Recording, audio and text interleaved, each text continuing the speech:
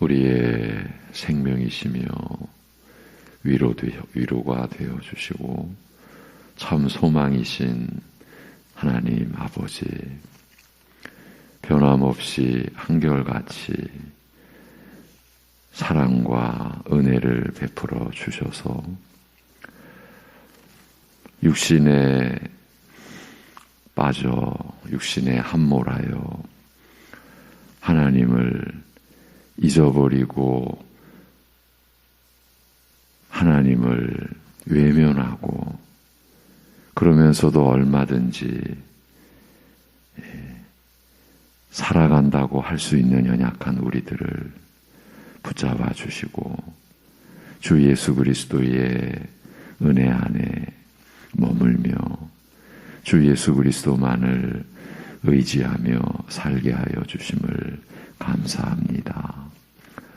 성탄의 절기를 온 땅의 교회가 찬양과 감사함으로 맞이하게 하시고 이 땅에 사람으로 나신 하나님의 아들의 그 역사적 오심을 다시금 되새기고 우리가 받은 하나님의 사랑의 실체를 또 확인케 하여 주시니 감사합니다.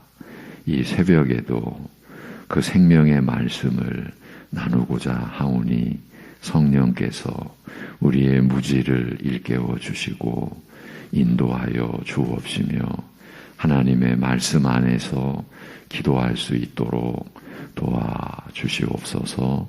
예수님의 이름으로 기도합니다. 아멘. 창세기 2장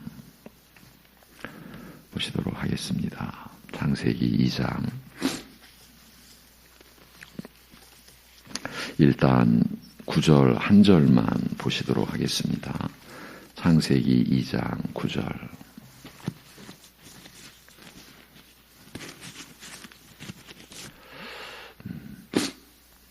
창세기 2장 9절입니다. 네, 같이 보시겠습니다. 여호와 하나님이 그 땅에서 보기에 아름답고 먹기에 좋은 나무가 나게 하시니 동산 가운데에는 생명나무와 선악을 알게 하는 나무도 있더라. 아멘. 한 2주간 간격이 있어서 우리가 그동안 보아왔던 그 말씀의 맥락을 이어가는 것이 좀 어렵게 되었습니다. 대략 그 말씀을 좀 드리고 연결해 가자면 이렇습니다. 지금 로마서 6장을 이 새벽에 보고 있는 중인데 죄에 대하여 죽은 우리라 하시고 그러면서도 죄에 대하여 우리가 죽었고 하나님을 향하여 산 자로 여기라는 명령의 말씀을 주셨습니다. 그 관계, 하나님께서 다 이루어 놓으시고 우리에게 또 명령하여 그 명령을 따르도록 하신 그 관계를, 그러니까 하나님과 그 하나님의 말씀으로 살아가야 하는 우리 피조물 된 우리 인간의 그 관계를 창세기 그 창초의 기록을 통해서 확인하는 그런 과정입니다. 이제 그런 과정에서 불가피하게 인류와 현 창조의 끔찍한 불행이 단번에 이루어진 그 현실, 단 한 번 아담이 범죄하는 것과 더불어 단번에 초래된 불행이었다는 그 사실을 이번 기회에 또 한 번 짚어보게 되었습니다. 이제 그럴 만한 이유가 있었기 때문입니다. 수많은 교회 안의 사람들이 이 단 한 번의 불순종으로 초래된 인간의 불행을 이해하지 못한 채로 있는 것 아닌가, 이렇게 추정할 수 있는 충분한 상황적 근거가 있기 때문에, 그리고 사실은 드러내놓고 이 성경의 이 진리를 혼란케 하고 거부하는 그러한 사태까지도 있기 때문에 확인하게 된 겁니다. 그리하여 현실적으로 아담의 죄로 인하여 모든 사람이 죄인 되었다라고 하는 이 성경의 가르침을 받아들이지 않고 있는 현실, 이로 인하여 늘 불안정한 신앙 상태에 있게 되고 그리스도 안에서 주어진 죄사함의 은혜와 거듭나게 하시는 사랑을 온전히 신뢰하지 못한 채로 살아가는 이런 상황을 고려하여 창조의 역사 속에서 일어난 사태를 다시 돌아보게 된 겁니다.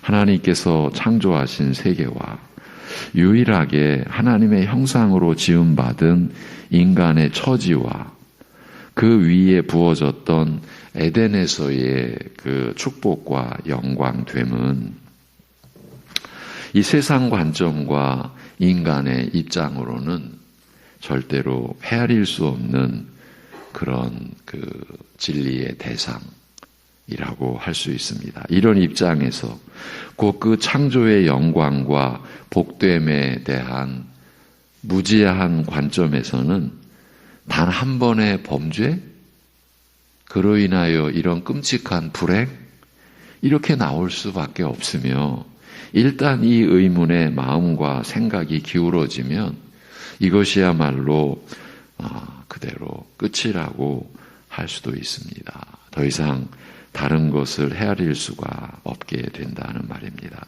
바로 이 점을 사탄이 늘 사용해 왔다고 볼 수 있지 않겠습니까?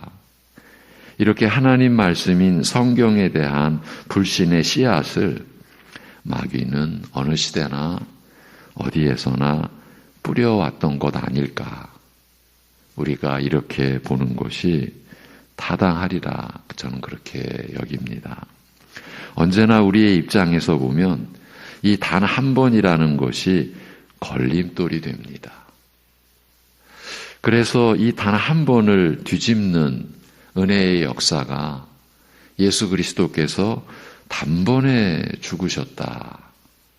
그리고 다시 살아나셨다라는 이 말씀으로 회복이 된 이 관계. 그러나 이것이 우리에게는 언제나 걸림돌이 되는 거죠. 로마서 6장에서도 그 사실을 기록해 놓았지 않습니까? 그러니까 우리 인간의 입장에서 볼 때는 이제 시쳇말로 이건 너무 하는 것 아니냐. 하물며 이 세상에도 이제 이건 제가 하는 말입니다. 3-4번이라는 말도 있지 않느냐. 그러니까 이런 식으로 우리도 접근할 수 있다는 얘기죠. 이런 경우가 늘 문제가 되지 않습니까? 그야말로 기준 잣대의 문제인 거죠. 방금 전 참 우스갯소리 같이 3-4번이란 식으로 나오는 것, 다름 아닌 세상의 잣대를 들고 나온 것이지 않습니까? 그렇지만 하나님과 하나님 나라의 일을 세상 잣대로 어찌 판단할 수 있겠습니까? 그런데 그런 일이 우리 안에서 일어나는 겁니다. 바로 이 점이 우리에게 늘 다가오는 시험이라고 할 수 있습니다. 세상 관점과 사람의 입장을 기준 삼아서 하나님 말씀과 그의 나라까지 판단하려는 시험이 항상 교회를 위협한다고 보면 틀림이 없지 않을까 싶습니다. 믿음과 그로 인한 삶 가운데서의 많은 실수와 실책이 이런 점에서 비롯된다고 볼 수 있지 않겠습니까? 이런 문제를 고려해서 창세기 1장에서 3장의 기록을 이번에도 또 한번 대략적으로 살피게 되었던 것입니다. 그런데 한 가지를 더 나누었으면 합니다. 그러니까 이제 제가 2주 전에 이 한 가지를 더 나누자라고 해놓고 제가 못했죠. 로마서로 돌아가서 우리가 가던 길을 가는 것이 필요한 것은 알지만 기왕 이렇게까지 로마 창세기 1장과 3장의 내용을 살펴왔으니 한 가지 생명나무에 관한 말씀까지 좀 확인하고 갔으면 하는 겁니다. 지난 시간 마무리 부분에서 나누었던 내용이 이렇습니다. 그래서 오늘부터 수요일까지 이 3일 동안 이 생명나무와 관련된 내용을 좀 살펴보려고 합니다. 그런데 이 역시 또 단순하지가 않습니다. 간단치 않습니다. 결국은 오늘 생명나무에 관한 말씀을 확인하자고 해놓고는 또 이제 잠시 후에 로마서 7장으로 일단 먼저 또 돌아가 볼 겁니다. 좀 왔다 갔다 하는 이런 불편함을 끼쳐드리는데 선악을 알게 하는 나무와 이 생명나무의 관계까지도 한번 대략적입니다. 한번 훑어보고 가자라는 겁니다. 지난 시간 마무리 부분에서 나누었던 내용이 이렇습니다. 창세기 3장 22절에서 24절의 내용인데요. 여호와 하나님이 이르시되 보라 이 사람이 선악을 아는 일에 우리 중 하나같이 되었으니 그가 그의 손을 들어 생명나무 열매도 따먹고 영생할까 하노라 하시고 여호와 하나님이 에덴 동산에서 그를 내보내어 그의 근원이 된 땅을 갈게 하시니라. 이같이 하나님이 그 사람을 쫓아내시고 에덴 동산 동쪽에 그룹들과 두루 도는 불칼을 두어 생명나무의 길을 지키게 하시니라. 이렇게 로마 창세기 3장의 기록이 마무리가 됩니다. 그러면 생명나무로 상징되었던 이 생명의 땅에서의 추방, 에덴에도 쫓겨나지 않습니까? 생명나무로 상징되었던 이 생명의 땅에서의 추방이 무엇을 의미하는 것이겠습니까? 그것은 다름 아닌 아담 이후의 모든 사람은 생명이 없는 사망의 땅에 거하여야 하는 것을 뜻합니다. 이렇게 모든 사람이 죽음의 영역에서 살아야 했다는 것은 아담의 단 한 번의 범죄로 확정되었던 죽음과 그 이후의 심판이 모든 사람에게 미치게 되었다는 것을 말합니다. 이것이 바로 원죄와 그 결과를 가리키는 것 아니겠습니까? 이렇게까지 생명나무에 관해서 나눴으니 이 말씀과 관련된 역사의 종결까지도 확인하고 가자라는 겁니다. 생명나무에 관한 말씀은 오늘 우리가 본문으로 삼은 창세기 2장 9절에서 이렇게 시작이 됩니다. 여호와 하나님이 그 땅에서 보기에 아름답고 먹기에 좋은 나무가 나게 하시는 동산 가운데에는 생명나무와 선악을 알게 하는 나무도 있더라고 기록되어 있습니다. 그런데 아담과 하와가 선악을 알게 하는 나무의 실과를 따먹은 뒤에는 그가 그의 손을 들어 생명나무 실과도 따먹고 영생할까 하노라 하시고 하나님이 그 사람을 쫓아내신 것입니다. 거기다가 에덴 동산 동편의 그룹들과 두루 도는 화영검, 이것은 이제 천군 천사들을 가리키죠. 그렇게 두어 생명나무의 길을 지키게 하셨습니다.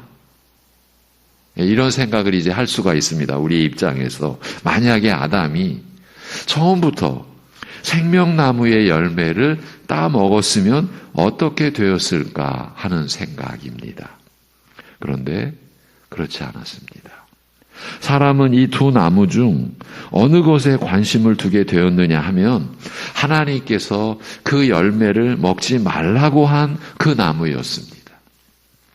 그 나무의 특징과 본질이 어디에 있었는가 하는 것보다, 그래서 자신들에게 어떤 결과가 주어질 것인가 하는 것보다 하나님께서 그 나무의 열매는 먹지 말라고 하신 그 나무와 그 열매에만 관심이 모아졌던 것 아닌가, 이런 생각을 해보게 되는 겁니다.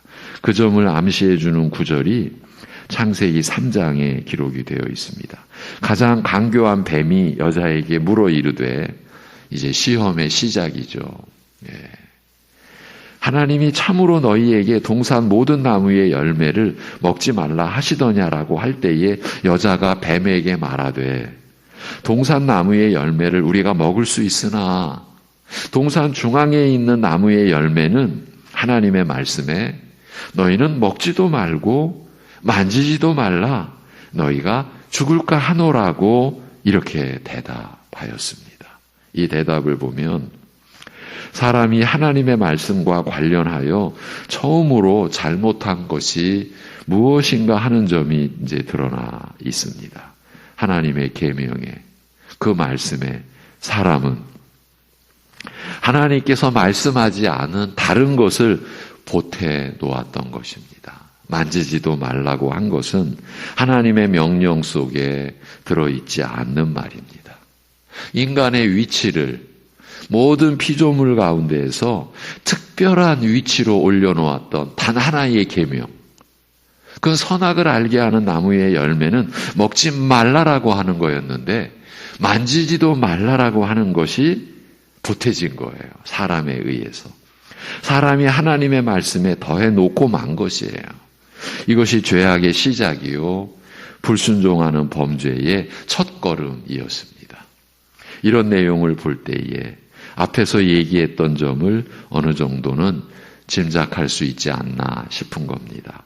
사람은 선악을 알게 하는 나무와 생명나무, 이 두 나무 중 어느 것에 관심을 두게 되었느냐 하면 하나님께서 그 열매를 먹지 말라고 한 그 나무였다고 방금 전 말씀을 드렸죠. 그 나무의 특징과 본질이 어디에 있었는가 하는 것보다, 그래서 자신들에게 어떤 결과가 주어질 것인가 하는 것보다 하나님께서 그 나무의 열매는 먹지 말라고 하신 그 나무와 그 열매에만 관심이 모아져 있었던 것이 아닐까 하면서 그 점을 암시해 주는 구절이 방금 나누었던 3장에 기록되어 있는 것 아닌가, 이렇게 말씀을 드린 겁니다. 방금 우리가 살펴본 그대로입니다. 먹지도 말고 만지지도 말라고 한 것을 통해서 우리가 짐작할 수 있지 않는가, 이렇게 말씀을 드린 거예요. 첫사람은 하나님께서 그 나무의 열매는 먹지 말라고 하신 그 나무와 그 열매에 관심을 갖고 있었던 것 아닌가, 이렇게 말입니다. 이제 여기서 우리는 로마서의 말씀 중 한 대목을 떠올리게 되는 거예요. 기록된 말씀을 받은 우리들로서는 이 역시 어쩔 수 없는 일이지 않을까 싶어요. 이제 창세기의 그 계명, 이 열매는 먹지 말라라고 하는 계명, 그런데 거기에는 생명나무도 있었어요. 그런데 시험은 그 먹지 말라라고 하는 그 계명의 나무를 통해서 주어졌고, 사람의 관심은 그 먹지 말라고 한 그 나무의 열매에 관심이 쏠리지 않았는가, 이런 대목을 로마서에 지금 우리가 보아 나가고 있는, 또 앞으로 보게 될 이 로마서에 기록이 되어 있는 거예요. 그곳을 한번 보려고 하는 겁니다. 로마서 7장 7절 8절입니다. 네.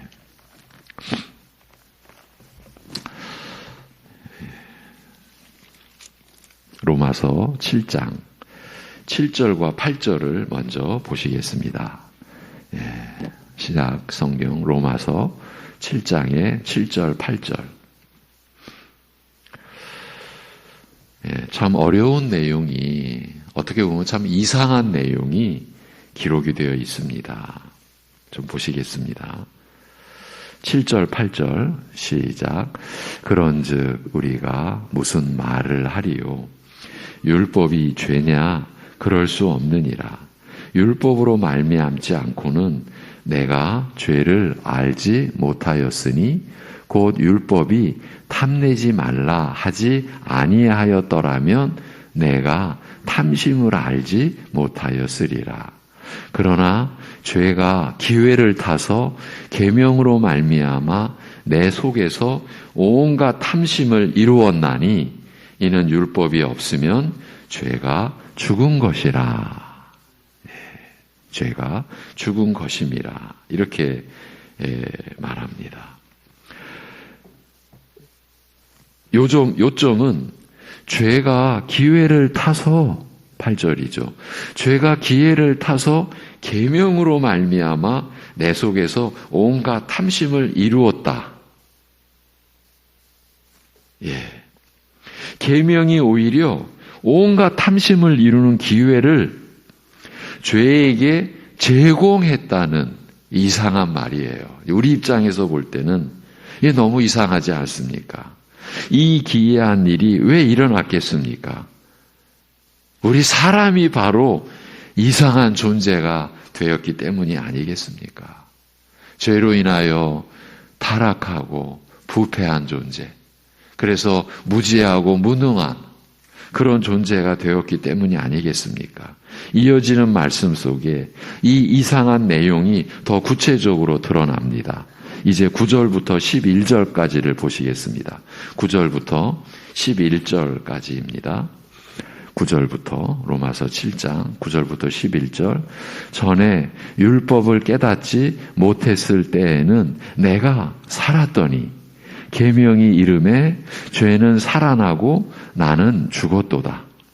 생명에 이르게 할 그 계명이 내게 대하여 도리어 사망에 이르게 하는 것이 되었도다. 죄가 기회를 타서 계명으로 말미암아 나를 속이고 그것으로 나를 죽였는지라. 이렇게 말합니다. 계명이 이름에 죄는 살아나고 나는 죽었도다 라고 하고서 생명에 이르게 할 그 계명이 내게 대하여 도리어 사망에 이르게 하는 것이 되었도다라고 말합니다. 우리가 며칠 전 에덴 동산에 주어진 이 첫 계명이 죽게 하기 위한 것이 아니라 살리기 위한 것, 그것도 사랑하며 살도록 하기 위한 것이라고 우리가 나눴지 않습니까? 첫 계명이 우리를 죽이기 위한 계명이 아니었어요. 사람으로서 하나님 앞에서 피조물인데 하나님과 인격적 관계를 갖게 되고 그 인격적 관계가 사랑하는 관계를 갖도록 그렇게 우리를 살리기 위한 계명이라고 우리가 나누지 않았습니까? 창초부터 이 생명의 원리와 질서 그리고 그로 인한 사랑의 관계가 이렇게 우리에게 제시되었다. 그 생명의 원리, 질서, 그 사랑의 관계는 둘이 아닌 하나였던 것이에요. 한 법칙, 한 원리, 하나의 질서였습니다. 하나님께서 한 분이시니까요. 그런데 전에 율법을 깨닫지 못했을 때는 내가 살았더니 계명이 이름에 죄는 살아나고 나는 죽었도다라고 한 말씀대로 우리는 죄에 대하여 죽은 자가 되었고 이 상태 그대로여야 했던 것입니다. 이 7장 앞에 로마서 6장에서 우리가 보았던 말씀이 아닙니까? 죄에 대하여 우리의 옛사람이 죽었다고요. 이것이 그리스도께서 우리를 위하여 이루신 일이고 우리가 그리스도 안에서 죄에 대하여 우리의 옛사람은 죽었다. 그래서 우리는 이제 새 사람, 새 생명으로 살게 되었다라고 하지 않았습니까? 그런데 생명에 이르게 할 그 계명이 내게 대하여 도리어 사망에 이르게 하는 것이 되었도다라고 여기서는 말씀하고 있지 않습니까? 이렇게 되면 잘못되어도 크게 잘못된 것입니다. 여기서 사망에 이르렀다는 것은 죄에 대하여 우리가 죽어서 하나님을 향하여는 살아있다는 것이 아니라 계명을 범한 죄로 그대로 사망에 곧 심판의 저주에 이르게 되었다는 말입니다. 다시 말해 생명에 이르게 할 그 계명이 도리어 사망에 이르게 하는 것이 되었다는 말입니다. 어떻게 이런 일이 일어난다고요? 그에 대해서 이렇게 답하죠. 11절 죄가 기회를 타서 계명으로 말미암아 나를 속이고 그것으로 나를 죽였는지라고요. 이렇게 말하는 거예요. 마치 계명이 죄에게 기회를 주었다는 식의 이 이상한 말처럼 들리는 구절이 이렇게 또 이어진 거예요. 그러나 아무리 그렇더라도 하나님의 계명이 죄에게 기회를 제공할 리가 있겠습니까? 그 계명이 죄에게 기회를 제공했겠습니까? 우리 안에 죄가 그렇게 계명을 이용한 것이 아니겠습니까? 곧 내 죄가, 즉 내가, 사람이 내가 그렇게 한 것이라는 말입니다. 그 내 죄가 나를 속이고 그것으로 나를 죽였다는 것입니다. 한마디로 내가 나를 죽였다는 말입니다.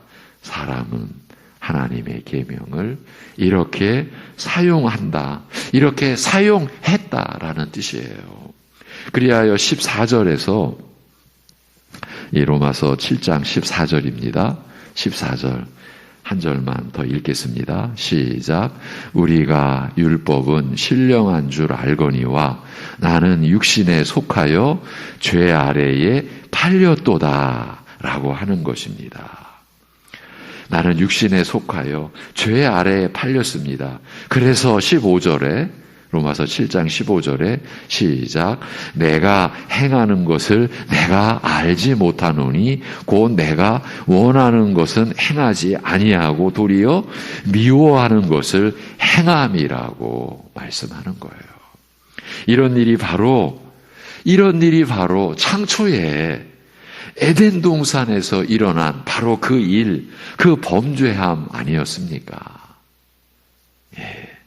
죄가 기회를 타서 계명으로 말미암아 내 속에서 온갖 탐심을 이루었다는 것 아닙니까?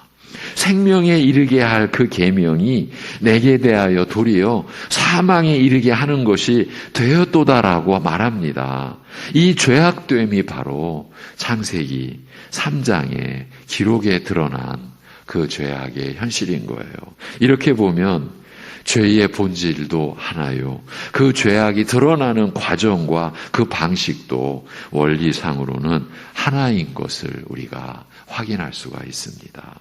이스라엘의 멸망의 근본 원인이 되는 그들의 죄악이 로마서 10장에 이렇게 기록이 되어 있습니다. 들어보시기만 하십시오.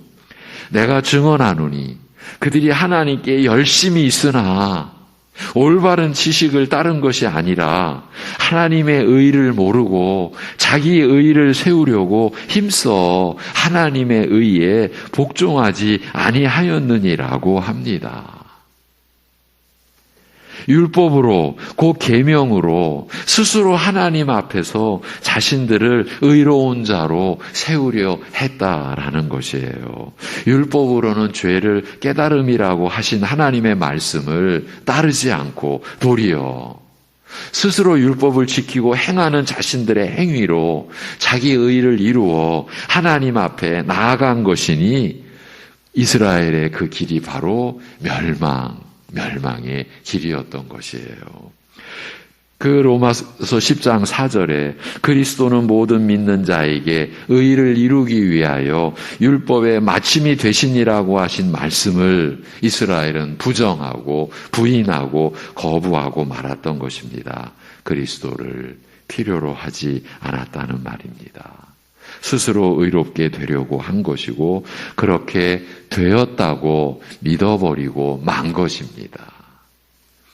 첫사람 아담과 하와가 계명을 부정하고 불순종함으로써 이제부터는 독립적인 존재로, 그래서 하나님을 의지하지 않고 스스로 살겠다고 한 범죄함이 이스라엘에게 그대로 전승되었고 그대로 나타났던 것입니다. 이것이 인류의 역사입니다.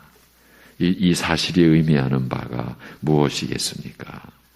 바로 죄의 본질, 죄의 성향, 죄의 권세를 보여주는 것 아니겠습니까?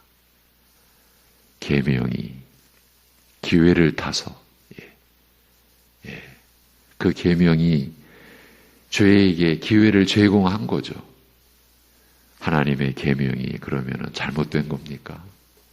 우리가 잘못된 것이죠. 창초에 이 계명을 통해서 불순종하게 된, 그리고 범죄하게 된 이 구조, 이 죄악의 구조, 이 죄악의 본질, 이스라엘은 바로 그 율법으로 자신의 영적 현실을 발견하고 하나님의 은혜로 깨닫고 오직 제사 제도가 역사적으로 가리켰던 오실 메시아 그리스도를 붙잡았어야만 하는데 그들은 자기를 붙잡은 거죠. 그렇죠. 그래서 하나님의 의를 거부하고 자기 의를 세운 거죠. 스스로 독립한 거죠. 이것이 바로 첫 계명을 불순종함으로 그 첫 범죄로 인간의 끔찍한 그 멸망의 그 불행을 초래한 바로 그 죄의 모습이죠. 스스로 독립적인 존재로 무엇을 통해서? 계명을 통해서. 오늘날도 그 죄악의 그 구조, 그 죄악의 본질, 그 죄악의 성향은 그대로 이어지고 있는 것이죠. 예. 이렇게 생명나무를 지금 돌아보기 위한 하나의 좀 발판으로 죄의 본질에 대한 내용을 나누고 내일 모레 생명나무와 관련된 내용을 우리 한번 살펴보도록 그렇게 하겠습니다. 기도하겠습니다.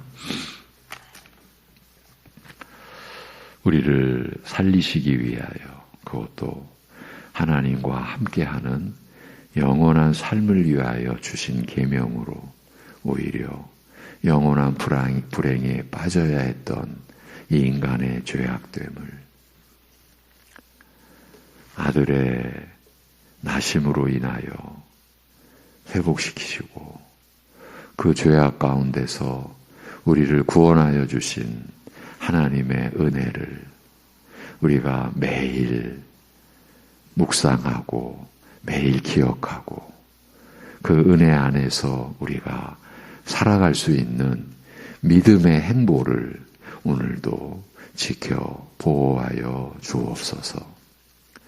하나님의 은혜를 알면 알수록 더 하나님 앞에 엎드려 경배하는, 하나님을 경외하는 믿음의 본질로 더 낮아져가는 우리들 되게 하여 주옵소서. 생명의 이 진리의 지식이 또 기회를 타서 우리로 하여금 교만케 하고 자기 의의를 자신도 모르게 또 두르고 자신을 포장하고 자신을 내세우는 죄의 기회에 우리가 빠지지 않도록 오늘도 우리를 붙잡아 주옵시고 주님의 은혜를, 주님의 사랑을, 주님의 긍휼을, 주님의 인자하심을, 주님의 선하심을 우리가 찬송하고 감사하고 이러한 마음의 중심이, 믿음의 중심이 우리의 모든 관계를 이루고 우리의 삶을 이루어내는 기초가 되고 토대가 되고 바탕이 될 수 있는 우리들 되게 인도하여 주시옵소서. 주 예수 그리스도의 이름으로 기도하옵나이다. 아멘.